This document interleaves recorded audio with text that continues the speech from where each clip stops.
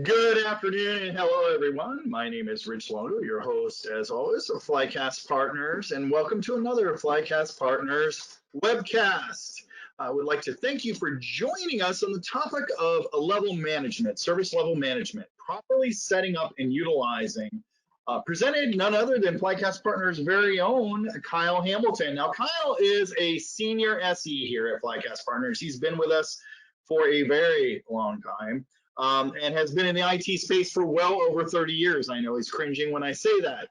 His experience and firsthand knowledge in business service management, sales, network automation, ITIL processes, asset management, knowledge management, IT service management, and more certifications than I can even keep track of. He has been instrumental in helping organizations, both large and small, both government and private sector, assess and map out their IT processes and solutions. His experience has allowed him to take that holistic approach and make recommendations to increase efficiency, security, and save on those hard-earned budget dollars. Before we get started, let me introduce Flycast Partners. Flycast offers best-in-class implementation services and training in IT service management, IT asset management, IT operations management, enterprise service management, and workload automation spaces, all using ITIL best practice. Our organization, all throughout North America, has close to 1,600 customers now. We have grown so much, very loyal customers, and we invite you to take a look at what we offer. Our professional services team has well over 5,600 professional services engagements on site and remote. And we encourage you to reach out to us at 844-FLYCAST. That's 844-359-2278. Or you can chat with us live, 8:30 a.m. to 7:30 p.m. Eastern Time. We have IT experts standing by. They cannot wait to chat with you, answer questions. That's what they live for, folks. So don't let them hang, leave them hanging out there. Or you can email us at info@flycastpartners.com. During today's presentation, I encourage you to please type your questions in. Kyle will be answering all your questions live during our presentation today, so type those questions in. He'll answer them. I want to remind all of those of you that aren't aware, it is Flycast Partners' 10 years of existence. And in celebration, we have a couple raffles going on. I encourage you to go to our website and sign up for a weekly raffle. You can win a 25-watt high-quality Bluetooth speaker, pretty nice speakers, by the way, or you can win on our grand prize, if you're a current customer, a $500 lunch for you and your teammates. So go to our website, folks, sign up for the raffles and participate. Each week we have a winner on the weekly raffle, and at the end of July, we will have one grand prize winner for the $500 lunch, and I'm so excited to be able to give that away. So don't forget to type your questions in, and as we get started today, we're going to start out today's presentation with a poll. So let me throw this poll up there for you.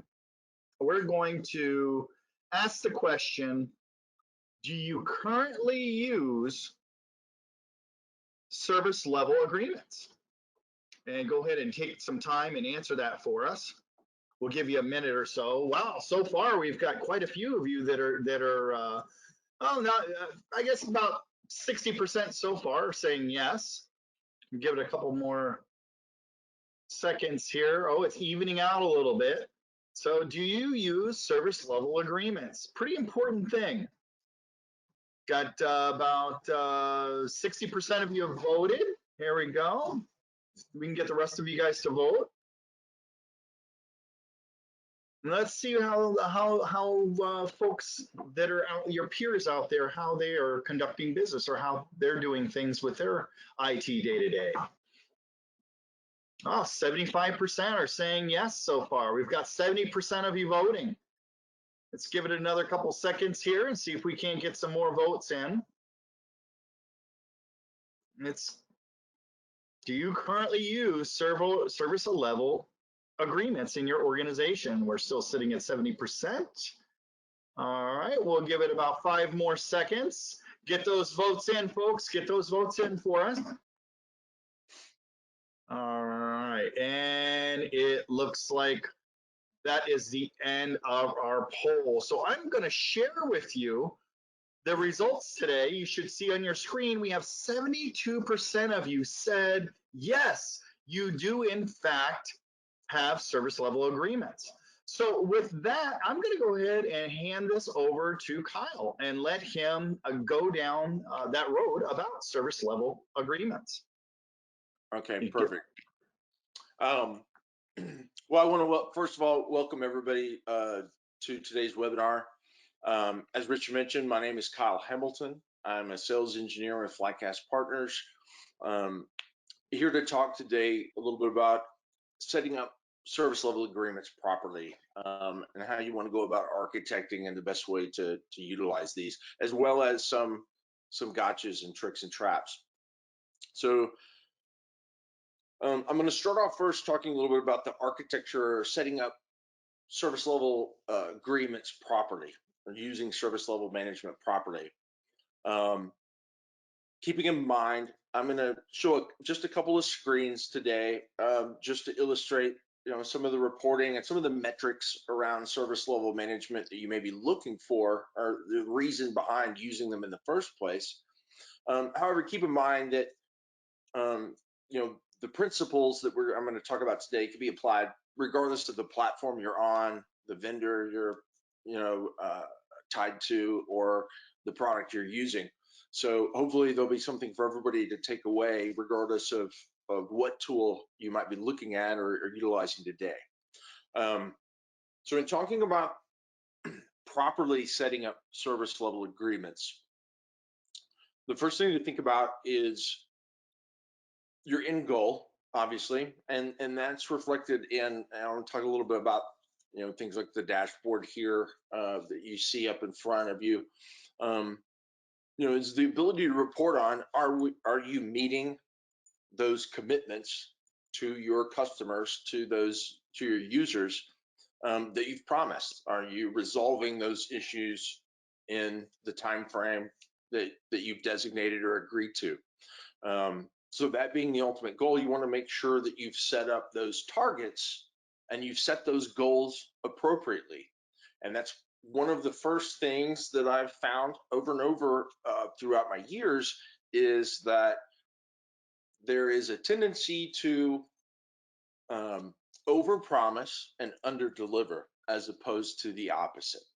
Everybody wants to make it sound like you can do things a lot quicker than you can, and that has a tendency to impact the reports and your metrics when it comes to service level agreements. And a lot of that stems from the fact that a vast majority of the time, you're not taking into account all of the elements that need to be rolled into that agreement. And I'll explain what I mean by that. So when we're talking about an SLA, per the ITIL definition, is between you and your customer, or you and the user. You're promising that customer, will handle this, or will, resolve your issue, will deal with your request within X amount of time. But within that SLA, you also have what's referred to as OLAs and underpinning contracts. Those are really just different SLAs, different naming, but the same type of thing. But when we're talking about an OLA would be between, say, IT and the security department or facilities.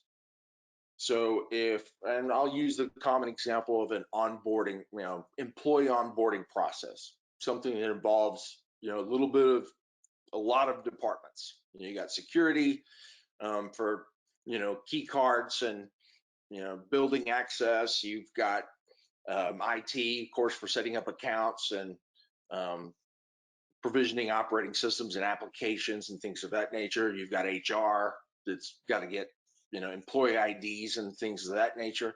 So in that instance, your operating level agreements, those OLAs, exist between the departments. So you have an SLA with your customer, that's the forward-facing agreement, but then internally, you've got to work, IT has to work with HR, and HR has to work with facilities, and facilities has to work with security in order to make that onboarding process smooth. And that's where the OLA comes in, is you have to have agreements between those departments and groups to understand the time frame of that service delivery. Because if you're going to promise to the end user, we can resolve or deal with your request or issue within this time frame, you have to fully understand how much time it's going to take you internally in all those interdepartmental interactions to get everything done. If it's going to take you, a week to get the facilities, the cubicle and the space set up, and it's going to take you, another 2 or 3 days to get the equipment configured and in place, get all the accounts created. All of those things have to be taken into account when you're setting up that service level agreement with that end user. Now that's the first piece. So that's just we talked about the agreement with the customer. Then you've got your OLAs, your agreements with, within the organization, interdepartmental. And then you've also got what's referred to as underpinning contracts. So an underpinning contract is another agreement, but it's between you and an external party, an external vendor like IBM or Dell. So if somebody's providing hardware, as a part of that onboarding process, of course, you need to order a new PC, laptop, desktop, what have you. The timing that it takes to get that PC or that underpinning contract that you have with Dell as that hardware vendor, you have to understand how much time it's going to take them to get that hardware to you so that that can be factored into the agreement with the customer as well. So ultimately, your service level agreement should be, the additive result of your OLAs.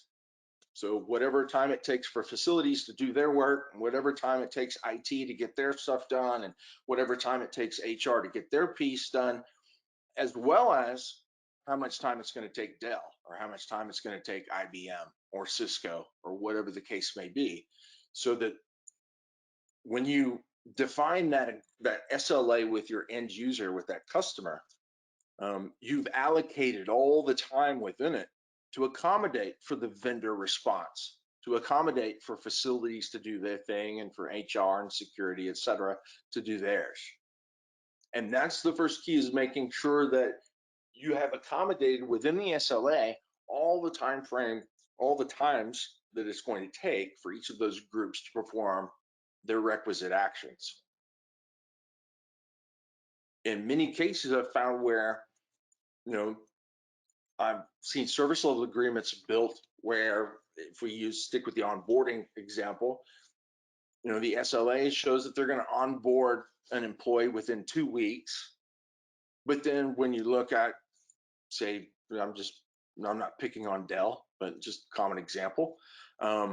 Say Dell is the hardware provider. If Dell's going to take 2 weeks to be able to guarantee you that you can get the hardware within that time frame, it's impossible for you to onboard that employee in 2 weeks. If Dell takes every last minute that they have allocated to them, which is 2 weeks, then there's absolutely no way that you can then guarantee that you can onboard that employee in 2 weeks if you get that PC or desktop or laptop, what have you, delivered at the very last minute. Because then you've got to do the accounts, you've got to set up all the security and everything else that may be dependent upon the delivery of that hardware. So those are important, things to keep in mind when you're building the SLA to begin with, because you don't want to set yourself up for failure to start. You want to make sure that if everybody within that chain, if facilities takes the maximum amount of time, and IT takes the max amount of time, and Dell takes the max amount of time, how much does that add up to? That's your service level agreement. That's what you can commit to, is if everything takes the longest amount of time it can, this is when you'll have your employee onboarded. You hope that it's faster, but that's what you can commit to. Now, the reason I mention the construction of the SLA is because frequently what I find is customers will ask about things like stop the clock features, right? They want to use some kind of status, within the ticket to be able to put things in a pause state. And very frequently, that's because they want to pause that SLA because they're waiting. They say, well, I'm waiting on a vendor, or I'm waiting on the customer, or I'm waiting on some response, something that's out of your control, for sure. But it's something that should be anticipated and built into that SLA to begin with. Right. So I guess to put it shortly, I personally have, in my experience, I've never had a valid example for a reason to use a stop the clock feature. I would love if somebody has one, please feel free to submit it via the chat. I'm always open and hoping somebody proves me wrong. But to date, I've never had a valid reason for ever using any kind of stop the clock feature. And the reason I say that is because, well, let's take the example of with the onboarding and Dell. So customer wants to stop the clock because they're waiting on the delivery of the hardware, right? They can't complete the onboarding process because Dell hasn't delivered the PC yet. So they don't want to breach their onboarding SLA. So they want to stop that clock and put in a waiting for a vendor state or something so that everything gets paused. But in reality, what ends up happening is you end up, the only person, or say the only entity that you're helping in that situation is Dell. Because ultimately what you want to do with your service level agreements is be able, and this goes back to the it's okay to fail premise on this webinar, is that it's okay for you to get those red lights on the tickets. It's okay for things to show that they've breached the SLA. There's just a natural psychological tendency. People don't like to see red X's. They don't like to see, red stoplights and things like that. And so they want to stop things so that everything stays in the green. But those red lights and those breaches help pinpoint the problematic areas that need to be addressed. And in the case of the onboarding example, when you take, in that case, if we're talking about Dell as an external vendor, that would be an underpinning contract that I have with Dell that says, Dell's, I order hardware, you're going to deliver the hardware to me within a 2-week time frame. And that's going to be, part of our contract. That way I can build that 2 weeks into my SLA. So that if it's going to take Dell 2 weeks to deliver the PC, it's probably going to take me at least 3 weeks, somewhere maybe 4, to get that employee onboarded. If I've got to wait 2 weeks just to get the hardware, maybe less. But I want to take that into account. And if I go in and I use that stop the clock feature because I'm waiting on Dell to deliver the hardware, then that means that I didn't account for that 2 weeks when I originally built the SLA in the first place. Because if that 2 weeks is built into the service level agreement, then if Dell takes 2 weeks, that's fine. That's the worst case scenario, but that's already built into the SLA that we've committed to with the customer. So we can still get everything done and meet our SLA, even if Dell takes that whole 2 week, span, to get the device to us. But if I've put that ticket or that request into a waiting for vendor state and I've paused that SLA, what I'm doing is suppressing the fact that Dell's not delivering, because ultimately, if I've said I'm going to onboard this employee in a month and I run reports or I pull up a dashboard at the end of the month and it shows, hey, we've breached the SLA for our onboarding process, 50% of the time, that might sound bad. But then if you also have the ability to drill down and say, well, the reason that we only met 50% of our service level agreement this month was because Dell, whom we have a contract with, didn't deliver the hardware within the 2 weeks that they allocate or we've allocated. It took them 3 weeks or 4 weeks. That highlights the problem that you need to perhaps go back to vendor management or purchasing and contracts and deal with Dell to make sure that they meet their commitments as a part of that underpinning contract so that you can meet your commitment to the customer in terms of the overall SLA. So typically, when I hear customers talk about putting things in a wait state or some kind of hold state, it's because the SLA isn't built properly. If you're having to put tickets and requests into a hold state, it's because that hold time, that wait time, wasn't identified or made a part of that service level agreement calculation. And in many cases, as in the case with that onboarding example, when you put that ticket in a hold state, what you're doing is you're making Dell look good in order to make the internal metrics look good. But really what you want is you want that clock to continue running. You want to let those requests breach or let that incident breach so that when it does, it bubbles to the top. Somebody is going to identify and see it. And then when they see it, then you can drill down and focus in on why did we breach this? Well, it's because the vendor's not meeting their commitment, or facilities is not able to get the office space configured within the timeframes they've said. So maybe that it pinpoints the problems where you need to have additional discussions or maybe renegotiations with the vendor, or maybe you need to rework the SLA so that you don't have to use those stop the clock features.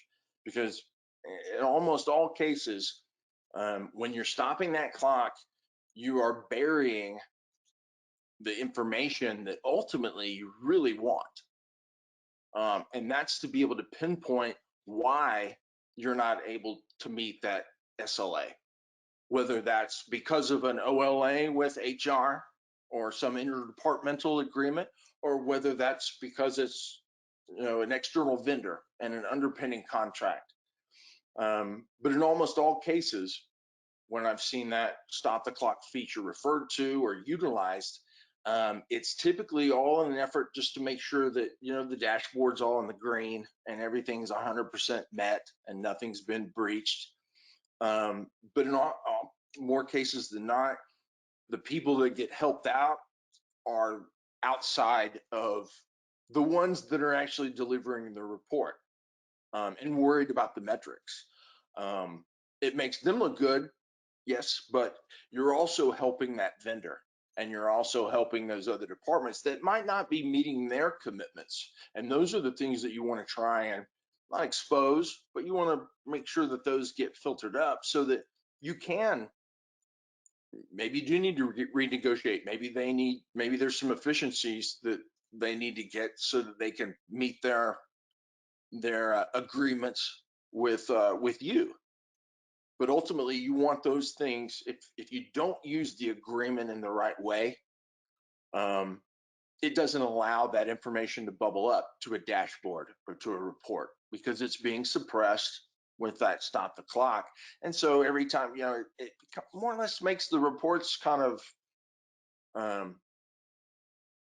washed, in the sense that if I get a report every, once a month for the next 5 years and it's 100% met every time, it kind of becomes, fades into the background. I stop paying attention to it. It's only in those cases where things start to go red and I start to see some indication that there are some problems that you can really pinpoint those problems. But oftentimes there's a natural tendency to want to suppress those so that everything looks good. But your best path is typically to uncover those things and fix them so that you're not having to use that stop. Even if you're using it today, there are things you can do through the reports and dashboards to be able to help eliminate that use, or at least mitigate it, so that over time you start relying less and less on pausing that clock or stopping that clock, because all of those factors have already been built in. And you want to make sure that that's the big advantage. There's no requirement. I don't know of any tool out there in the market today that requires you to set up, OLAs or underpinning contracts separately. Many of them will provide you with that capability, right? So you'll have a service level agreement form, and then they'll have typically sections for OLAs and underpinning contracts that you can attach to them. That'll kind of roll up so that you can see everything together. But there's no requirement that you have to do that. Many customers will simply set up one service level agreement, right? And it covers, whether it's 2 days or 2 weeks, and they don't worry about defining the OLA and the underpinning contracts with the vendor or with HR or IT. And that's okay. Just understanding that by defining and breaking that SLA down into those component parts, it gives you additional level of granularity in your reports and in your dashboards, where you can break, you can pinpoint that problem. If I've got one SLA that just says, we'll onboard an new hire in 3 weeks, and that SLA fails, it's going to be difficult for me to go back into that without a lot of digging and detailed reporting to figure out what that reason was. Was it Dell? Was it HR? Was it facilities? Was it IT? Where was the shortfall? If I've got the OLA defined and I've got that underpinning contract with Dell defined, and so they exist as separate, agreements, and I've got then the ability to go in and say, well, the service level agreement failed, but I can see the failure was due to the underpinning contract with Cisco, or the underpinning contract with IBM, or it was the operating level agreement with facilities that drug us down. Now you know where to focus the efforts. Do we need to talk to the vendors? Do we need to change vendors? Do we need to renegotiate with facilities or HR to ensure that the service level agreement set up correctly and they can deliver what they promised? All of those things come about, through breaking those things down. So while you don't have to use or really even understand OLAs and underpinning contracts, those are important elements, even if you're not using them, to think about when you're building the SLA. Because a lot of times customers have a tendency to, look at the customer and say, well, we can do this. And, if it's IT, they'll say, well, we can do this in 2 weeks, but they're not taking into account those delays from the vendor or the delays with security and the other groups. And so it's important to have those, at least have an understanding informally or formally with those departments, so that you can have proper service level agreement set up, so that you can have a dashboard that can show you, the different targets. How quickly do we need to respond? How quickly do we need to resolve, right, for certain types of issues, whether it's a end user request, may be different for VIP users, right? So you've got C-level executives that have issues that have a higher level of priority or higher level of response and resolution time. Those are all the types of things that the service level agreements can help you understand and define. As again, here with the traffic lights, are we in the green? Are we nearing the breaching point? Have we breached those SLAs? and be able to look at those things not only from a high level perspective, but on a ticket by ticket perspective. So I know, is that clock that's attached to that ticket, which, this little reticle here indicates, there's an SLA for that ticket, so that users, when they're looking at those incidents or looking at those requests, can see what those commitments are. It's important not only to have them identified and agreed to, but for everybody to be able to understand what they are. How much time remains? Do I have 5 minutes? Do I have 10 minutes? And that's typically, within service level management, most of the tools will provide the capability to send out what I call milestone, reminders or tickler messages. So it's, those SLAs are aging. You hit those points where you get 50% of the way through that time frame or 75% of the way, and you want to send a reminder and say, hey, just want to let you know, hey, you got 20 minutes left until the SLA breaches, or you got 5 minutes left until the SLA breaches. Whether that's going to one person, or whether, as it gets closer and closer to that SLA breaching, typically you start sending out the message to a broader audience to get it more exposure so that nothing falls through the cracks. Or in some cases, the SLAs can be used to take it out of that person's hands entirely. You may send them several reminder messages as that countdown nears, but then you may say, well, when we get to a certain point, if we're not getting any response, and we've already sent 3 or 4 emails letting them know, hey, you got 30 minutes, you got 20 minutes, you got 15. And if nothing's been done, then maybe we need to escalate it and reassign that request or that ticket to the manager or the director of operations or whatever the case may be. So those are all the typical types of things that can be driven through service level management. In most of your ITSM tools, aside from the reporting, is the ability to actually automate, the movement and the notification process around your tickets and your requests based on how much time left do we have. We've said we've got 3 weeks to do this or a month to do this. How far into that time are we? And at what point do we say, okay, we need more help, or we need more visibility, or we need to let somebody know that we're not gonna meet the commitment unless we get some assistance. So those are the types of things that service level management in general can provide. Is not only just the reporting and the dashboarding piece, but the ability to help you move those tickets and requests from user to user or group to group as those tickets age, as we know that, hey, we've only got 5 minutes left to respond, or we've got 1 day left to resolve this, and we're not even started on it yet.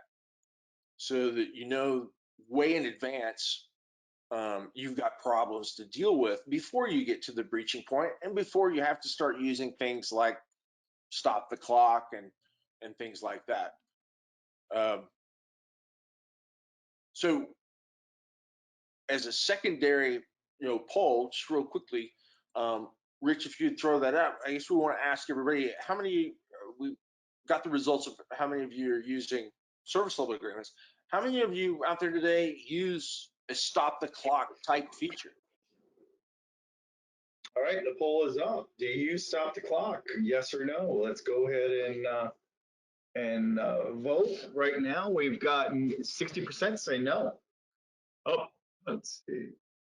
We've got about a quarter of the audience has voted now, fastly going up to 30%. Oh, there's still quite a few people that do use stop the clock features. Yeah, and again, everybody, I welcome, if you've got an example, if you think, hey, I've got a legitimate reason, please feel free. I love the conversation.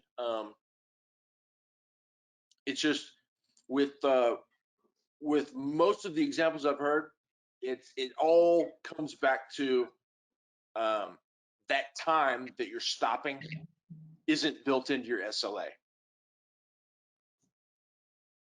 We are at 40% of folks voted, and we're going to give this about another 20 seconds or so, let everybody have a chance to vote. So far, the no's still have it, though. The no's are still up there. Now, it's kind of looks like about almost the opposite of the first question, but about 70-30 one way and 70-30 the other for the stop the clock.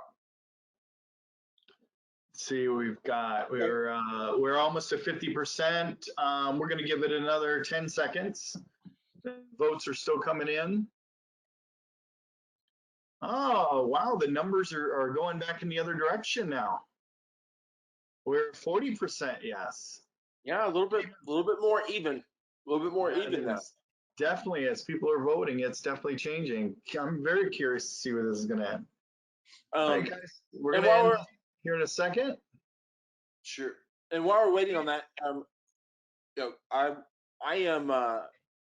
I'm done presenting in terms of topics for today, but I wanted to, again, for those, I mean, obviously we've got, close to, looks like half the audience is using that feature. So if anybody has any questions or comments, arguments, please feel free to throw those up.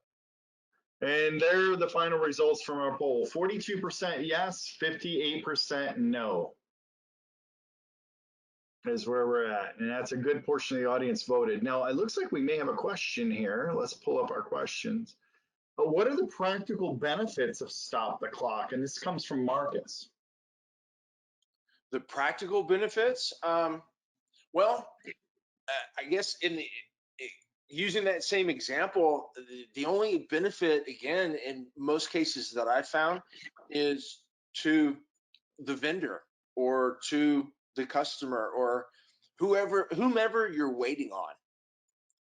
When you're using that stop the clock, you're kind of bearing the fact that they're not responding. You need them, obviously, as a part of the process. You need that response, or you need them to do something within a particular time frame, whether it's a customer, a vendor, another department.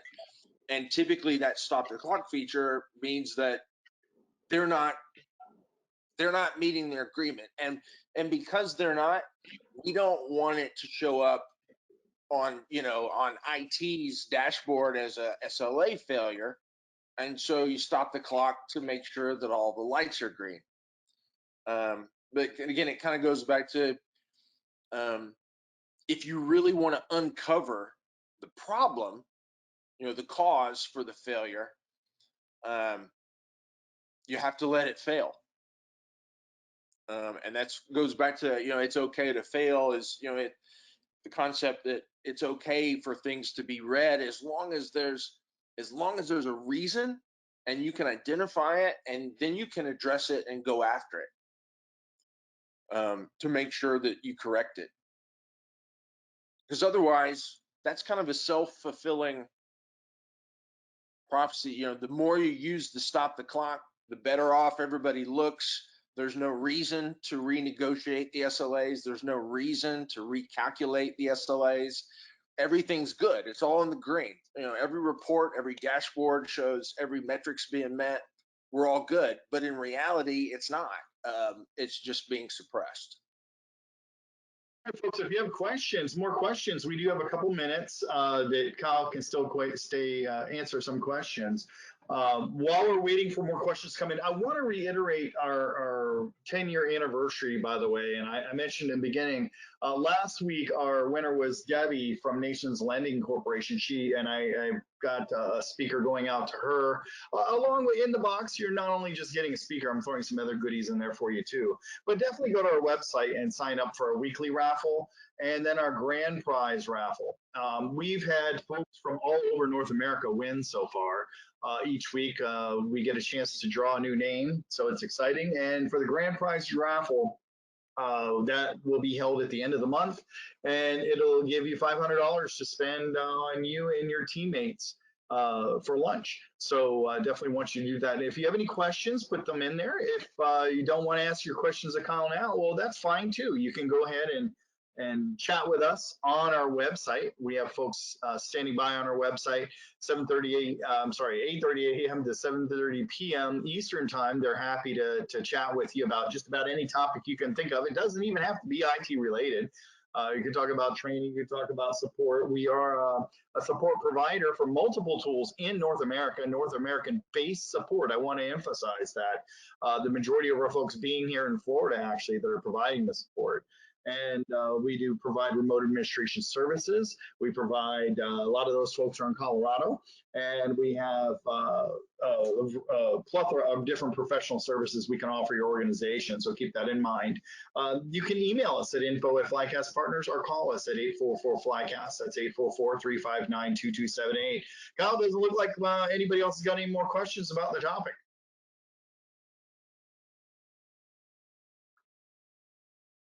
Okay, well, I want to say I appreciate everybody's time. Thanks for listening today and joining us.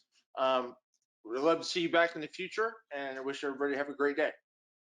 That's right. Thank you, folks, so much for joining us today. We know that everybody's super, super busy, and we want to remind you that those of you that joined today, as a thank you from us, we are going to be sending you a $10 gift card from Domino's. Domino's will send you a gift card, $10 gift card, as long as you work within IT and are not some IT consultant working for a third party or something of that nature.